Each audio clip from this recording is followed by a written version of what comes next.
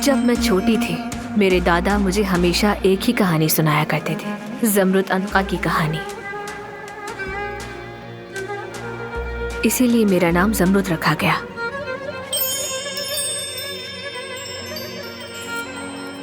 ज़मरुद अनका परिंदों का बादशाह था।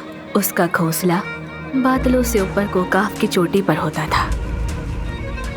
ये परिंदा औकाफ जितना बड़ा, सितारों की मानिंद रोशन आंखों वाला, पाकीज़ा, वफादार, मोहब्बत और खुशी की अलामत था और कभी हार नहीं मानता था।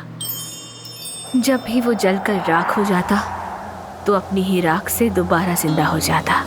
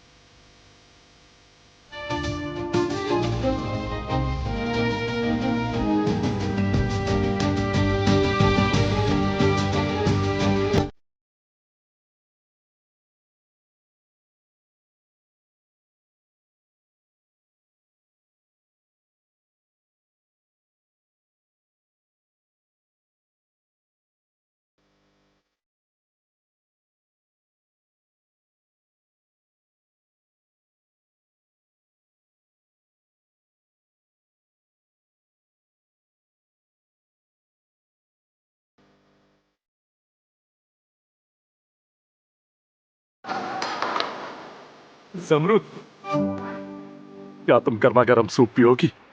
बहुत शुक्रिया आपका भाई। भाई कहने की जरूरत नहीं, बाद में मैं ही काम आऊंगा। ज़मरुद, लगता है तुम्हारा मूड फिर से खराब है। चेहरे से साफ नजर आ रहा है। थक गई हूँ कुलसुम, थक चुकी हूँ मैं। मेरा घर पागल खाने जैसा है। पहले ही इतनी मुसीबतें हैं घर में और उसके बाद ये वहां जैसी घटिया चीज यहाँ है। उसके बाद कैंटीन का सारा काम मैं ही करूँ, बर्तन धोऊं, यहाँ की सफाइयाँ करूँ। मैं थक चुकी हूँ। मुंह से बोलो, ये आंखों के इशारे मुझे समझ नहीं आते। आदिल साहब,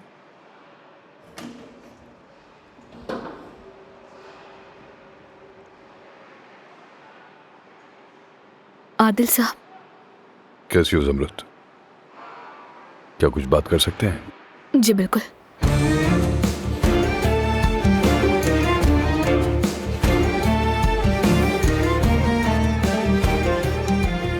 जरा देखो ये क्या है। ये आदमी तो साफ साफ ज़मरुद के पीछे पड़ा है। मैं तो घबरा कर कांप रहा हूँ। देखो। फजूल बातें बंद करो तुम। कुछ नहीं हुआ तुम्हें।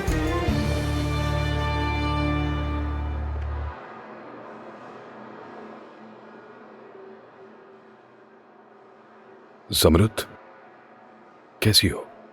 ठीक हूँ मैं, शुक्रिया आपका। और आप? मैं भी ठीक हूँ। तुम्हारे बाबा कैसे हैं? टांग कैसी है उनकी? ठीक है वो, अल्लाह का बहुत शुक्र है। क्या किसी चीज की जरूरत तो नहीं है तुम्हें? नहीं, बहुत शुक्रिया, किसी चीज की जरूरत नहीं। ज़मरुद, मैं किसी किस्म का दबाव तो नहीं डालना चाहता, लेकिन तुम आराम से फैसला करना। बस मुझे तुमसे इतना पूछना था कि तुम मेरे बारे में सोचती हो? देखिए, मैं कह चुकी हूँ आपसे पहले भी, नहीं कर सकती शादी आपसे। मैं तुमसे अगर पूछूं कि बार बार इनकार क्यों कर रही हो, तो इसका जवाब तुम मुझे नहीं दोगी, है ना? हो सकता है तुम्हारा इरादा कभी बदल जाए।